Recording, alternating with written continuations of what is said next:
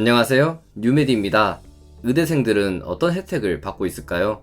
여러분들은 떠오르는 게 있으신가요? 국가나 사회로부터 장학금을 받지 않는 이상 특별한 혜택이 없죠. 물론 이런 장학금들은 의대생이 아니더라도 받는 거고요. 그런데 서울대 의대 학장의 생각은 달라 보입니다. 지난 2월 27일 의료계에 굉장한 혼란이 생겼던 시기였죠. 서울대 의대 졸업식에서 김정은 서울대학교 의과대학 학장은 이런 이야기를 했습니다.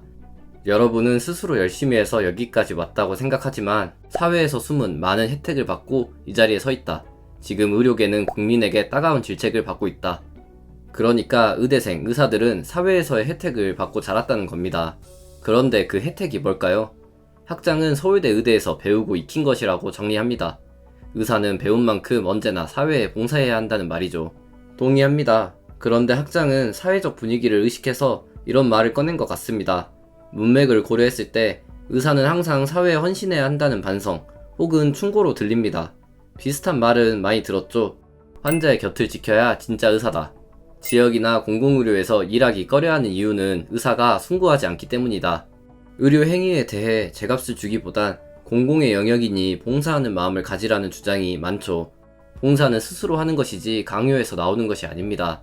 적절한 보상을 줄 생각보단 이런저런 선서를 꺼내며 숭고함과 희생만을 요구하는 현실입니다. 학장은 과연 갓 졸업한 의대생들에게 사회적 책무를 운운하며 반성하라는 듯 말할 자격이 있을까요? 미국에 블룸버그라는 유명한 금융기업이 있습니다. 창립자 마이클 블룸버그는 존스 호킨스 의대에 2조 5천억 원을 기부한 적이 있습니다. 그리고 불과 며칠 전 7월 8일에 1조 3천억 원을 추가로 기부했죠. 총 3조 8천억 원이 존스 호킨스 의대에 들어갔습니다. 이제 재학생 가족의 연수입이 4억 1천만 원 이하인 경우 학비가 무료입니다. 연수입이 2억 4천만 원 이하인 경우에는 추가 생활비도 지급합니다. 미국임을 감안해도 대부분의 재학생들이 혜택을 받는다고 합니다.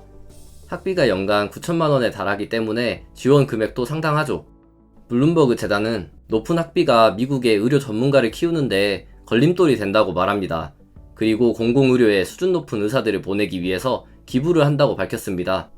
공공의료 분야는 돈을 제대로 주지 않아 의사와 의료의 수준이 점점 낮아지고 있다는데요. 그래서 이렇게 적절한 처우를 해줘야 간다는 겁니다. 의사를 찍어내서 경쟁에서 밀린 의사들이 싼 값에 지방과 공공의료에서 일할 거라는 정부의 주장과는 완전히 반대인데요. 블룸버그처럼 지원을 해주면 의사의 사회적 책무에 대해서 충분히 주장할 수 있죠. 사회에 숨어있는 혜택, 의미도 모호합니다. 감정적인 것을 언급하면서 의사의 희생만을 요구할 게 아니라 눈에 보이는 것들이 주어져야 사람들이 움직인다는 겁니다. 그래서일까요? 교육부가 의대생들에게 눈에 보이는 특별한 혜택을 준다고 합니다. 엄청난 특례를 만들어서요. 정작 학생들은 원한 적이 없는데 말이죠. 지난 7월 10일 교육부 브리핑에서 사상 초유 강제 진급, 아이학점, 학기 운영의 자율화가 발표되었습니다. 하나하나가 의과대학 교육의 근간을 뒤흔들 수 있는 변경점인데요. 정부는 의과대학 선진화라는 말을 좋아하는 것 같습니다. 선진화라는 때깔 좋은 이름을 붙여서 정책을 합당화하려는 거죠. 실제로는 후퇴, 거대한 퇴보입니다. 교육부는 의과대학 학사, 탄력 운영 가이드라인을 공표했습니다.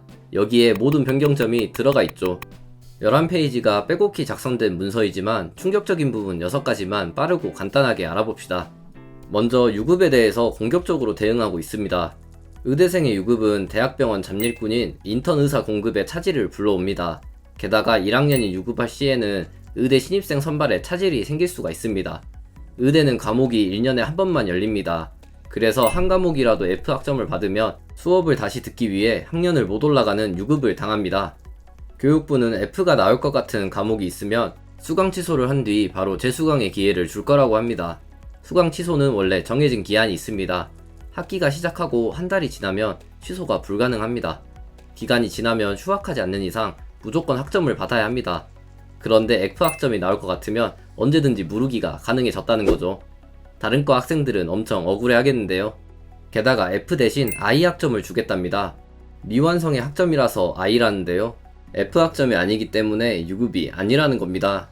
I학점, 지금까지 보신 분이 있으려나 모르겠습니다. 교육부의 창의력에 박수를 보내게 되는데요.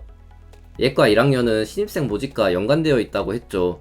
그래서 1학년에게는 특혜를 하나 더 줍니다.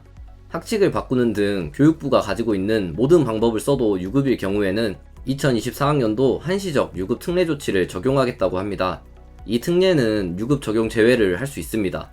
그러니까 1년간 수업을 한 번도 안 듣고 등록금도 안 내도 특례가 발동된다면 2학년으로 갈 수 있다는 거죠. 사상 초유 강제 진급을 하겠다는 겁니다. 2,000명 증원을 위해서요. 이게 교육부의 의과대학 선진화인가요? 여기서 끝이 아닙니다. 학기 운영도 입맛대로 바꿀 수 있는데요. 3가지 예시가 있습니다. 첫 번째는 1학기 수업과 2학기 수업을 동시에 진행하는 경우입니다. 원격 수업, 주말 수업을 다 이용해서 1년치를 한 번에 하겠다는 거죠. 두 번째는 수업을 미뤄서 내년에 진행한다는 겁니다. 내년에 학기를 하나 더 만든 다음에 못했던 수업을 하겠다는 겁니다. 해가 지나가면 원래는 유급이지만 이제는 그런 거 신경 안 쓴다는 말이겠죠. 세 번째는 2학기를 빨리 끝내고 학기를 하나 더 만들어서 밀린 1학기 수업을 하겠다는 겁니다. 3개 다 예시일 뿐입니다. 학교마다 창의적인 학기제가 나올 예정인데요. 이런 게 예전에도 됐으면 지금까지 의대생들은 뭘 그렇게 아득바득 공부를 했을까요? 기존의 학기 체계에서도 공부량이 넘칩니다. 몰아서 하면 인간적으로 불가능한 시험 분량이 나올 겁니다. 교육부는 이런 부분까지 신경 쓸 생각이 있을까요? 의과대학은 의사 찍어내는 공장, 그 이상도 그 이하도 아닌 겁니다. 국가장학금 신청 체계도 손볼 거라고 합니다. 의대생들은 이제 학기가 3개가 되는 등 평소 대학생 신청 기간에 맞추기가 어렵겠죠. 이런 의대생들을 위해 신청 기간을 조절해주며 미수강 때문에 성적 산출이 어려운 경우 1년 전 성적을 이용할 수 있는 등 특혜를 퍼부어주고 있습니다. 교육부의 사랑이 듬뿍 담겨 있는데요. 이런 상황에서 본과 4학년 의사 국가고시 추가 실시는 당연한 거죠. 당장 7월 22일부터 실기 접수가 시작됩니다. 본과 4학년의 95.5%가 거부할 거라는 설문 결과가 나왔죠. 어차피 시험에 신청하지 않아도 4학년 학생들의 안정적인 졸업을 위해서 또 만들어준다고 합니다. 그것도 안 보면 어떻게 될까요? 그러면 뭐 또 만들어줄 수 있겠죠. 혹은 의사 면허 먼저 주고 인턴부터 시킨 다음에 국가고시를 보라고 할지도 모릅니다. 의사만 찍어내면 임무 완수니까요. 교육부는 의과대학 학사 운영회를 구성해서 앞으로도 계속 의과대학의 학사를 주무를 계획입니다. 정책의 통과를 위해서라면 앞으로 뭐든지 가능할 겁니다. 교육을 제대로 못 받은 의사들이 병원에 나오게 되는 거죠. 국민들이 수용할 리가 없습니다. 그래서 교육부는 빠져나갈 방법도 같이 적어놨습니다. 이 모든 것은 권고이다. 이건 단순한 가이드라인이고 학교가 알아서 하는 거다라고 하네요. 당연히 실제로는 그럴 리가 없습니다. 교육부는 각 대학의 노력과 성과를 평가할 것이고 정부의 재정 지원에 참고할 거라고 같이 적어놨습니다. 지방 국립대일수록 증원 폭이 큽니다. 졸속 학사 운영을 반대한 국립대에 정부의 지원이 끊기면 어떻게 될까요? 권고라고 하지만 한 손에 칼을 들고 있는 꼴입니다. 사립대는 상황이 더 심각합니다. 정부는 그동안 국립 사립 가릴 거 없이 전폭적인 지원을 약속했습니다. 하지만 7월 9일 비공개 간담회에서 사립대에는 시설과 인건비 지원이 불가능하다고 단언했습니다. 지금까지의 약속을 깨트린 것이죠. 의대 증원 재논의, 백지화가 어른거리는 상황입니다. 지원이 끊긴 사립대가 본인 돈만으로 과감한 투자를 할 수 있을까요? 윤석열 대통령은 3월 6일에 국민을 위한 의료개혁을 흔들림 없이 추진하겠다며 의학교육의 질이 떨어질 거라는 주장은 사실이 아니라고 했습니다. 사태가 장기화되면서 의대 홈페이지에서 자료만 다운로드 받아도 출석으로 인정하는 경우가 있었죠. 이에 대해서 4월 9일에 오석환 교육부 차관은 자료 다운로드만으로 출석을 인정하더라도 의학교육의 질이 떨어진다고 보기 어렵다고 답변했습니다. 파일만 하나 다운받으면 출석이고 모두가 의학교육이 무너진다고 해도 사실이 아니라고만 하면 만사 오케이입니다. 궤변도 이런 궤변이 없죠. 의료 현장도 모르고 교육 현장도 모르는 사람들이 말 그대로 정책만 흔들림 없이 추진하고 있습니다. 수십 년간의 엄격한 의대 교육 체계가 완전히 바뀌었습니다. 교육이 어떻게 되든지 정책에 걸림돌이 된다면 불도저로 밀고 있죠. 게다가 의대를 건들면서 대한민국 자연과학계 전체에 타격을 주고 있지만 신경도 안 씁니다. 의대생들은 정부가 하사한 특혜를 감사히 생각하면서 공부할까요? 학습권은 학생의 정당한 권리입니다. 의과대학 교육의 질이 낮아지는 것은 누가 봐도 자명합니다. 장관은 지금 있지도 않은 내년 학생들의 학습권을 우선 보호하고 있습니다. 현재 있는 의대생의 학습권은 어디 간 건가요? 2,000명을 수호하기 위해서는 학습권도 제한할 수 있다고 할지도 모릅니다. 분량상 제가 언급하진 않았지만 중요한 변경점들을 정리해 놓았습니다. 필요하신 분들은 멈춰서 보시면 되겠습니다.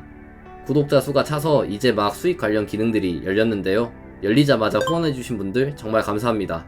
며칠 내로 영상에 광고도 붙을 것 같습니다. 구독해주시면 다음 영상으로 찾아뵙겠습니다. 항상 건강하시고요. 지금까지 뉴메디였습니다.